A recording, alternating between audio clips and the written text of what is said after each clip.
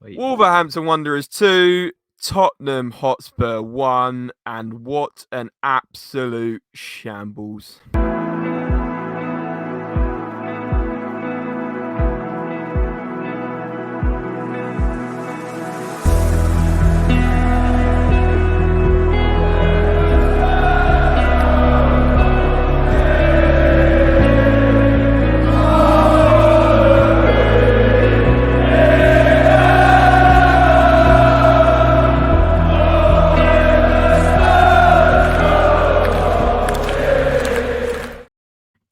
Yes, guys, hello and welcome back to the SpursRelated YouTube channel and podcast. Hope everyone's doing very well.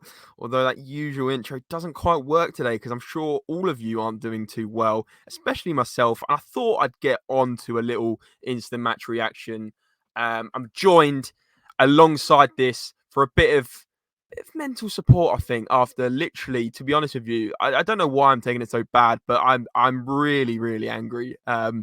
It'd be interesting to see what you guys think in the comments. Make sure if you do like these reactions, smash the like button. But as I said, I am joined alongside special guest Sam Chipex. Sam, thanks for joining me last minute. I know it's a bit of therapy for us both after a bit of a message exchange earlier, and I thought, why not get you on as well? Because I mean, you sound like you're fuming as well, mate. Well, I'm fuming on the basis of what happened in the very last minute of that shambolic 90 minutes. Yeah, it's just the carbon copy of how we lost games last season and got used to the idea of losing week in, week out. There is no good in trying to build the foundations of the change and progression of a project when you've got the same players that are benched, and then when the players that we needed for years and cried out for are injured. Nobody's fault. This happens in the game. What do you honestly, though, expect when you get them off the bench and start getting them to fill out and expect Ange Postecoglou to play his attacking style of play when players like Dyer, Højbjerg, Davis, they don't have that capability of passing rapidly and pressing rapidly from the back. They don't have that capability of seeing out 90 minutes like the same starting 11 players have done. They don't have any of those capabilities. They were the product and the reasoning of why we had such a spiral of a downfall from last season. So I don't understand. To be honest, this might even be a bit of a bold statement to make, but we played Davinson Sanchez like at the start of the season against Brentford, and he actually had an all right game. If you're going to get rid of players who aren't good enough, but you got to keep someone because of squad depth and, you don't have the money or the resources to get another centre-back, why are you keeping hold of someone like Dyer? I'm actually fuming from last week when he gets all that respect and praise back just because he scored a disallowed goal. But then reality hits when he is literally at fault for the second goal that went in. So it's 2 steps forward and about 10 steps backwards when you've got your star players injured and then you've got the same deadwood that are filling out for that starting 11 role, which, let's face it, I get it. Your squad depth is never going to be like Man City. It's fine. But surely there is no logic either in keeping hold of the players that quite clearly proved that they are just not good enough to compete as a top 6 side based from last season. Do you see what I mean? No, completely see what you mean, mate. A lot of good points made there. And let's talk about the decisions on the 11 in a minute. I want to take us through the game step by step in terms of first half, obviously, got off to an amazing start. 2 minutes, 3 minutes in, Brennan Johnson, a very, very well worked goal after, a lovely little cutback from Kulusevski and Porro on that right hand side, getting onto it, whipping the ball in. And Brennan Johnson, right place, right time, started so brightly. And I guess things just got worse from there. First half, I thought we were clinging on a little bit to 1-0 at halftime. And then second half, we just came out like a team that were gutless. And we didn't do our usual high press. We didn't really press from the front. I thought, I've got to say it nice and early in this video, Heung-min Son, what are you doing today? I have no idea. Can't be too harsh on him because he's had a brilliant season so far. But that just reminded me of the Son of old. He had, I think he genuinely had 2 touches in the first half. Was way off it in terms of his pressing game, like he normally is. And then in terms of other points in the game, obviously we know, like we said, 2 goals conceded in the 90th minute is unexcusable. But I just saw the equaliser coming from pretty much the second half. They looked like they were going to score on most attacks. Ben Davies was actually probably unbelievably one of our better defenders. But again, he was at fault for unfortunately, the Sarabia goal. He was nowhere near Sarabia. Dyer was turned his back from that cross. I feel like I've just gone on a little rant here, but Sam, talk to me about who you think was the standout woeful performances in the second half. Because for me, it was Son. I thought Højbjerg, he played a short free kick as well. He played a short free kick and it went straight to them. And I think that was result in a goal. Just talk to me about that second half and why was it not an Ange Postecoglou performance? Like we weren't pressing, we had no fight. What happened? Well, it's not an Ange Postecoglou performance because those aren't the usual players that would be in the starting 11 to experience the 90 minutes of Ange ball. It's as simple as that, no Udogi.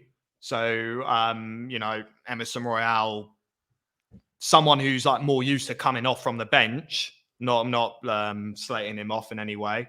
Dyer, he hasn't played football since that start of the season up until the Chelsea game. We've seen what his capabilities are in a back 4. That's why he was very comfortable in playing with 5 at the back or partnered with 3 centre backs because he can't do that in a duo. Ben Davies, just because he's so comfortable as a centre back as part of a 3, doesn't mean that he can also do that in a duo. And Pedro Porro, he's not used to this back 4 that he openly communicates with, openly as part of keeping possession when playing from the back.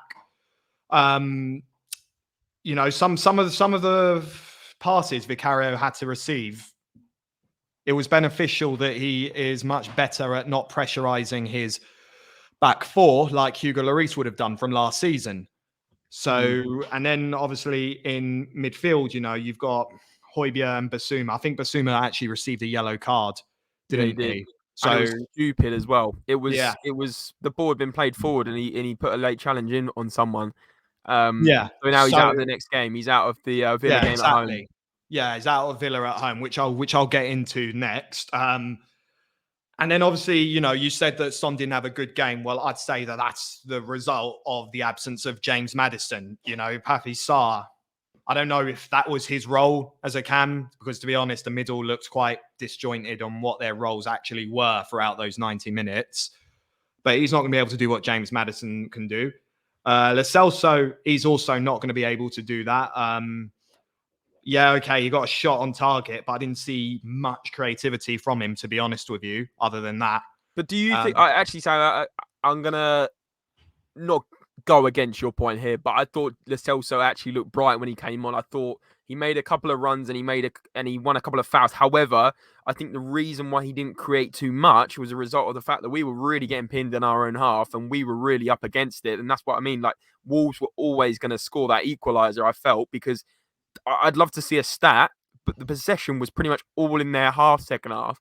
And it was just a result of, we couldn't create anything because we couldn't get the ball. And that was also a result of not pressing like we have been with that original 11. With that original 11, we've been pressing from the front with Dejan Kulusevski, Son, Brennan Johnson, or even Richarlison had been. But we weren't pressing like we usually were, which was allowing Wolves to come into our half and really, really pin us in. And that's why I always saw that goal coming.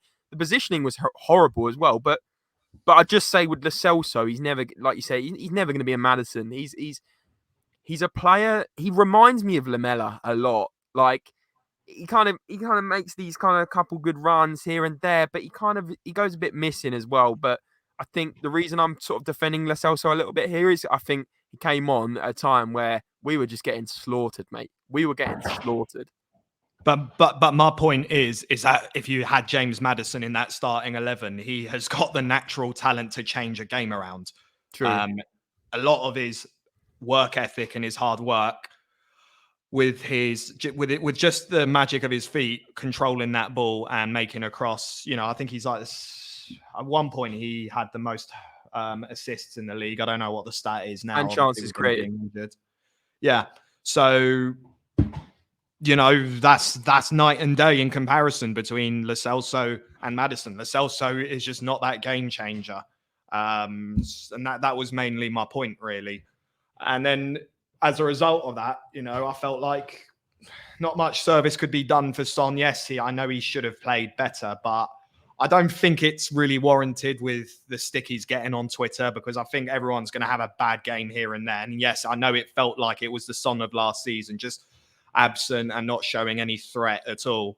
But I really do feel like that's just down to the fact that we are missing the key component to make Son perform like that, which is James Maddison. And that's just a really big blow for us for God knows how many months, because I'm hearing it's like issues with, I'm hearing like it's issues with the ligament or something around his ankles, but I think there was a report of it, but I just haven't read up on it. He's not back to the new year, mate. He's in trouble too. Well, but is that like a minimum expected, or he doesn't need any surgery, or?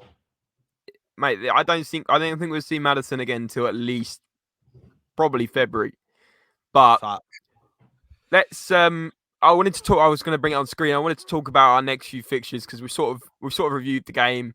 I mean, do you know what? I'll be honest, mate. Up till the 80th minute, I was going to give Ben Davies our player of the match, but I thought there was a couple of decisions today that from Ange actually, and not to go off on Ange because that wouldn't be right. But why did he take off Sarr and not Basuma? So I thought Sarr was really playing well. Basuma wasn't on it today, man. He wasn't on it. And then, yeah, I mean, I'm looking at flash scores now. They gave Porro a 7.5. I thought he played okay. I thought he did pretty well. I thought Davies 7.3 was okay, but then you look at the other. I think 5.9 for Kulusevski. Started well, but didn't do a lot second half again. And he should have had a couple shots. He's just a bit. He lacks that change of pace, doesn't he? Which I find frustrating with Kulu. But talk to me about maybe your bottom two players today and your top two players for Tottenham. I can't believe flash scores are giving Son a 6.5. I don't agree with a lot of these ratings, but anyway, I'll bring it on screen while you're giving me yours. Yeah, it's got to be. I think it's just got to be Vicario for me, because it's not even just about the saves. It's what's happened there? It's all good. Oh, right. It's not just about the saves. It's about what he's able to do as a keeper and his passing ability from the back, which actually made our back four look less awkward than they would have done than, let's say, if you've had Lloris, who would have just like blasted the ball and invited pressure. So, that's why 6.2, I think that's a bit harsh personally. I would have given Vicario a 7, and I would have given Son about a 4, genuinely. I would have probably given Højbjerg a 5 or 6. Kulu, I think that's a little bit harsh. And I think Sarr, before he came off, was our best midfielder today. Yeah, possibly. But this is actually what I really hate about ratings, because these two were at fault for the goals that we conceded, yeah? But they're going to get a high rating because other than that, they had some moments of good defending. If you're a Dyer sexual or a Davis sexual, then you're going to say that it was moments of excellence. Yeah. But they were at fault for conceding those goals, and ratings should go significantly down if that happens, especially in the context that we literally conceded 2 goals towards literally the 91st minute and the 97th minute. We conceded those 2 goals. You cannot say that anyone would have had a good performance if you just throw away a game like that and just let the team pin you to force you to try and settle for a 1-0 win. I knew we was not going to get 3 points. I mean, the second goal admittedly took me by surprise, but ultimately I just knew there was no way in hell we was getting 3 points with the way Yeah. he was playing. And Wolves fully deserved that, and I can't fault them for that. You know, Oh, they thoroughly deserved the win at the end. They yeah. thought they genuinely. Mate, I'm fuming. I think you can tell you're fuming as well. But I think Wolves deserved it. If any team won it today, it was Wolves. Yeah. Yes, you know, you could say why was there 6 minutes added on and all this, but mate, we Oh, are don't even the get me product of started. our own downfall. We deserve to capitulate like this if we're not going to press how Ange wants. And I think Ange probably is fuming at the players. He said he was proud of how the players played today. I wasn't proud of that team today. I was not proud of that team today, mate. I I think was it's all a fake fuming. smile. I was fuming with that team today. Yeah. I think them sorts of comments Ange makes is just because, like, in the past, you know, I think like because what Ange is like someone who really does homework and goes outside the box a bit to try and improve situations in clubs. Like you know, have you seen that series? It's a woeful like scenario, but you've seen that series Ted Lasso, right? Yeah.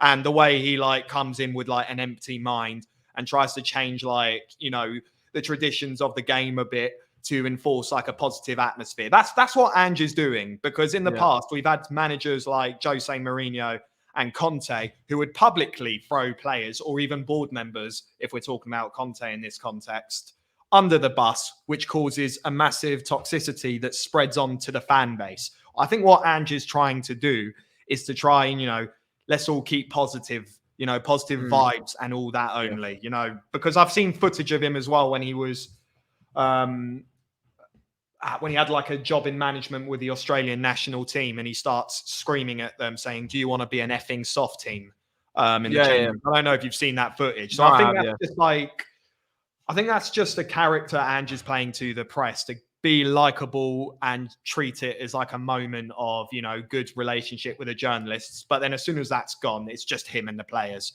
So, you know, I don't think Ange probably meant what he said. I think he's just trying to restore positivity because he's walked into a club that was a sinking ship, and he's had until now a very good impact to start the season off like that. So I think he's just one of them guys, which I think is a good trait, by the way, to just keep the sanity no matter how bad situations can get.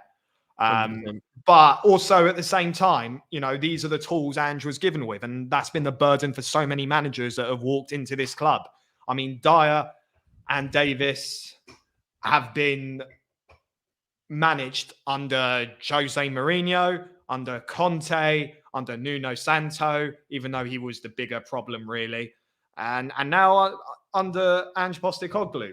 If anyone had, you know, any initiative, then you would know that a new change needs to happen, which we've done partly right. We've changed the starting 11 completely, but it's that bench. And the answer is that you can't keep hold of those players and just dump them on the bench until, you know, extreme circumstances like right now is happening. You can't. Because then we have to rely on them. Because then we have to rely on these players. Dyer, Davies, Højbjerg to an extent. I'm happy with Højbjerg to stay on the bench, but I don't think he should be offloaded, because when he comes off the bench, he does make a good impact. It's just he can't be a 90-minute player or someone who starts the games. He just can't. No. Because his style of play just doesn't, it's not compatible to Ange's tactics. It's simple as. He's a CDM. Ange wants pressing, attacking. Fair enough, you know, he does create chances here and there, but when do you actually ever see that? You don't see that often enough with the comparisons of someone like Bentancur. You know, Sarr has started doing that. Maddison might be a cam, but he's the one with the creative connoisseur in his feet. You're not going to get that with Højbjerg, and the standards of Højbjerg should be an example of what's acceptable on the bench, because he's much better than those other players that we've mentioned. No, we can agree with that. Yeah, 100%, mate. I want to wrap things off and just quickly talk about our next few games. Oh, God. I mean, from here, obviously, we've got Villa at home, City away, West Ham at home, Newcastle at home. How many points are we getting out of 12 there, mate? Sorry, what was the order again? Villa at home. I would say we'd be lucky to get a draw at this rate. Lucky to get I mean, they've had some shockers this season, but they're not mugs. And with players like Ollie Watkins and And plus, they've got Martinez in goal, Douglas which Luiz, if our front three, player. and if our front three are struggling, then I think he might get a performance of the season, Martinez, if our front three are going to struggle to hit net. Yeah, I'd say a minimal 1 point. No, maximum 1 point, sorry. City away, I think we both agree, even though, of course, we've had good record against them. At the state that we're in, I think we'll lose that. Well, we lost to them last season as well. And again, getting the upper hand, but capitulating. Wouldn't be shocked if that happened again. West Ham at home, I would say... They love to show up against us. And I think a lot of other teams, hence, the revival of Wolves towards the end of the game, they're going to say, they're missing key players. We've got this. And I think West Ham are definitely going to enter in that attitude, considering that they arguably even hate us more than Millwall, arguably. Yeah, and Newcastle at home, I think that's a very difficult game. So for me, I'd be surprised if we get over 6 points, but I could see us genuinely getting 4. And that's me being honest at the moment. Villa 1 point, City 0. Newcastle 0, and then I'd go for a win 0. against West Ham. I think it's 4 points. I genuinely think you think we'll beat West Ham? I think we'll beat West Ham, but I don't think we'll beat City or Newcastle. I think it could be 2 points, mate. 2 from 12. 2 from 12 in the next. Mate, it could be.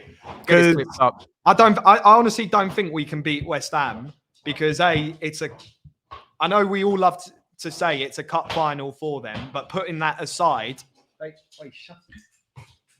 Sorry, just confiscating my dog's bone. Putting that aside, they show up for this game like it really matters, like it depends on them for the rest of the season.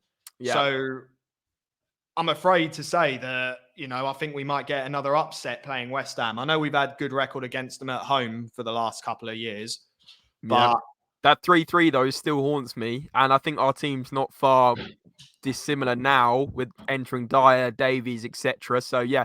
But I wanted to wrap things up, mate. Just to make our weekend even more miserable. Arsenal are 3-1 up and Man United are 1-0 up as it stands in the 80th minute. So it looks like all our rivals are going to probably win this weekend, gain points on us. And we could be falling down that table a little bit more, probably to third place. But is what it is. We can't do much about it other than keep the faith a little bit. I'm going to try and keep the faith. But it's been a very negative episode, guys. I'll be honest. But what do you expect? Let us know in the comments how you felt about that game today. If you did enjoy Sam and myself, little bit of a match review, please let us know in the comments below. Smash the like, as I said, subscribe if you're new. Go and check out Sam as well. Chip, Sam, where can people find you? They can just type in Sam Chipek. Name's just there. Type that in onto YouTube. But I wouldn't really watch content anymore these days because it's been a bit of a miserable time for us, hasn't it? But to be fair, mate, you do some great videos through the Turnstile series, going to other random games and showing your vlog experience on that. So, guys, go and check him out, not just for the Spurs content, but for the other content as well. And, guys, as I said before, let's keep the faith. Let us know what you thought of the game in the comments. And as always, guys, come on, you Spurs. It's very painful at the moment.